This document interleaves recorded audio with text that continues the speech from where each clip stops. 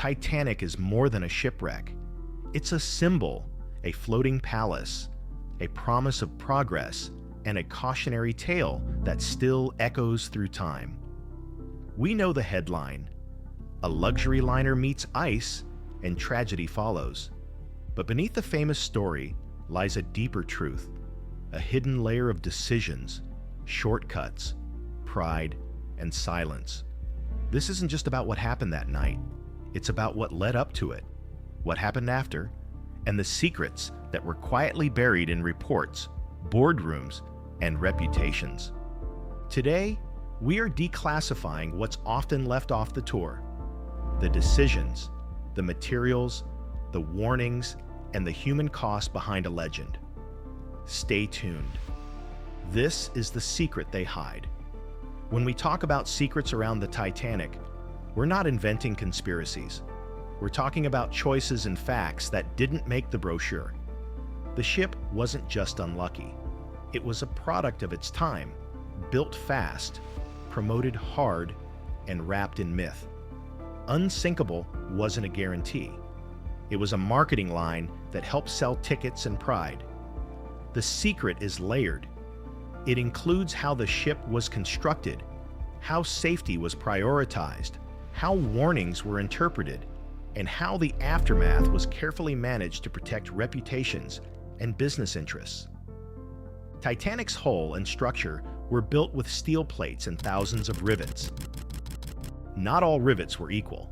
In some areas, especially the bow and stern, cheaper iron rivets were used instead of steel, quicker to produce and easier to work with. Under extreme stress, iron can be more brittle, especially in cold temperatures. When the hull met the iceberg, those weak points mattered. The ship's design included watertight compartments, a genuine innovation. But the bulkheads didn't extend high enough to stop water from spilling over as the bow dipped. On paper, the compartment system looked reassuring.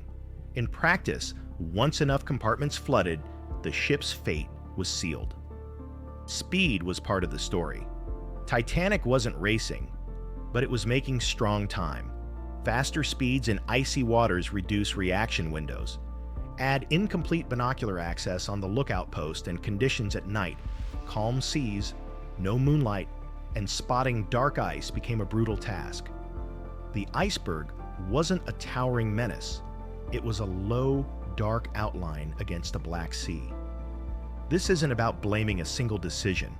It's about recognizing the stack of small choices, materials, bulkhead heights, speed, and visibility, each one manageable on its own, but together, unforgiving. The North Atlantic that night wasn't silent. Messages about ice came through on the wireless. Some were noted, some were delayed, some were missed in the rhythm of shipboard communication. The wireless operators were busy with passenger messages, news, chatter, and social calls. Safety warnings sometimes waited. There were ice reports from other ships. The Titanic adjusted course slightly, but not dramatically. Why? Confidence. The ship was huge, modern, and believed to be resilient enough to handle hazards with limited inconvenience. Confidence is a human force, and it can be stronger than caution when prestige is in the room. If you value stories that cut through myth and look at the choices behind iconic events, hit subscribe. It's free, it helps us go deeper, and it keeps these declassified histories in the light instead of the archive. Titanic didn't have enough lifeboats for everyone aboard. That's the plainest fact in the story. But there's a twist. The ship technically met the maritime regulations of the time. Those rules were outdated, based on ship tonnage, not passenger capacity, and they didn't keep pace with the leap in ship size and occupancy. The ship had room to carry more lifeboats. Designs allowed it. Deck space existed. But lifeboats were heavy, cumbersome, and, this mattered, visually disruptive to the image of a perfect promenade. There was a confidence that lifeboats were insurance, not necessity, because the ship would stay afloat long enough for rescue. On the night, lifeboats launched partly filled.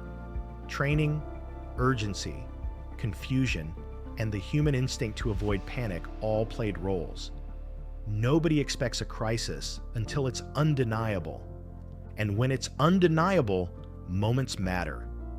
Every minute between uncertainty and clarity writes the outcome.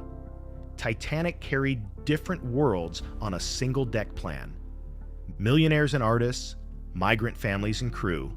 Staircases separated classes. Doors controlled access. Procedures reflected social lines. In a crisis, those lines can slow movement. Information doesn't flow evenly. Instructions are delayed. Paths get crowded or blocked. Crew did their best under shock, cold, and urgency. After the sinking, inquiries were held on both sides of the Atlantic. Findings documented failures and recommended reforms. More lifeboats, better training, continuous wireless watch, and changes to routes and speed and ice. Those reforms reshaped maritime safety for generations, but inquiries also protected reputations. Companies survived. Pride remained intact in carefully managed statements. The phrase unsinkable faded into the background, replaced by explanations that were accurate but polished. The narrative emphasized rarity and bad luck, with responsibility spread thinly over materials, weather, and circumstance. Explorations of the wreck decades later added detail to the story. Observations of hull damage, rivet performance, and structural failure lines showed how multiple compartments flooded and how materials behaved in cold water. The wreck confirmed what engineers suspected: cascading failures are unforgiving. Salvage and study raised another tension: respect versus discovery. Artifacts tell stories: letters, tableware, tools, clothing details, each one a thread in the tapestry of lives aboard. But recovery can feel like intrusion. Preservation ethics evolved. Document. Don't raid. Learn. Don't strip. The ship became both museum and memorial. Titanic lived in an age of confidence. Machines conquered distances. Empires bridged continents. Industry wrote its own rules. In that world, caution felt old-fashioned. The future was speed and scale. Bigger ships, faster crossings, greater comfort. Marketing amplified that pride. Unsinkable is sticky, it sells. Even if engineers didn't use the word, the brand did. When belief becomes a tagline, decisions subtly tilt toward optimism. That tilt is the hidden force in many tragedies. Not recklessness, but a bias toward success that trims safety margins until luck is required. It's not just Titanic. Big projects often carry pride that muffles doubt. Doubt sounds like delay. Delay sounds like weakness. But doubt is safety's best friend. The lesson that followed the sinking was simple and hard. Write rules for worst cases, not best impressions. Out of the tragedy came strong reforms. Lifeboat requirements changed, from token numbers to capacity rules that matched passengers aboard.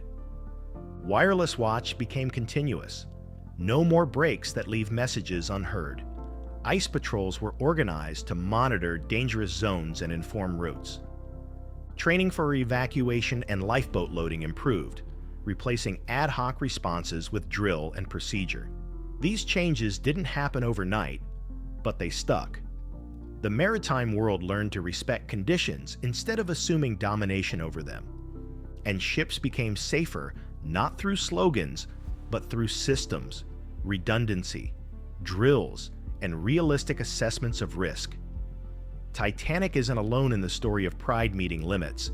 Airship disasters pushed aviation toward airplanes with safety standards. Dam failures taught engineers to respect flood models and materials. Space missions rewrote procedures after hard lessons. Big projects are mirrors.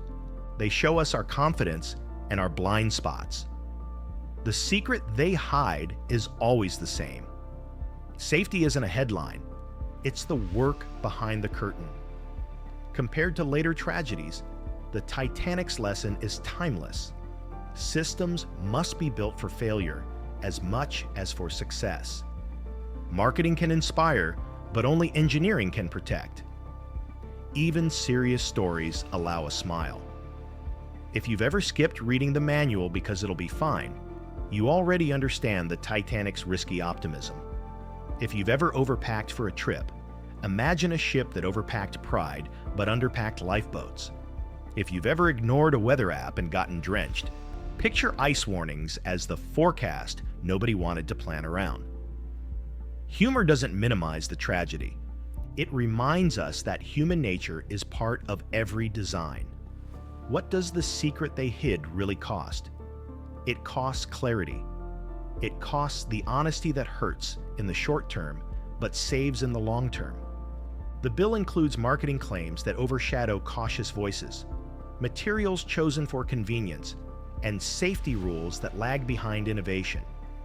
It includes a culture that polishes narratives until lessons blur. The human cost is measured not only in lives lost, but in the quiet after. The families, the memory, the names remembered on plaques and in stories. The Titanic is not just a ship, it's a ledger of choices. Some choices were brave, some were blind, all were human.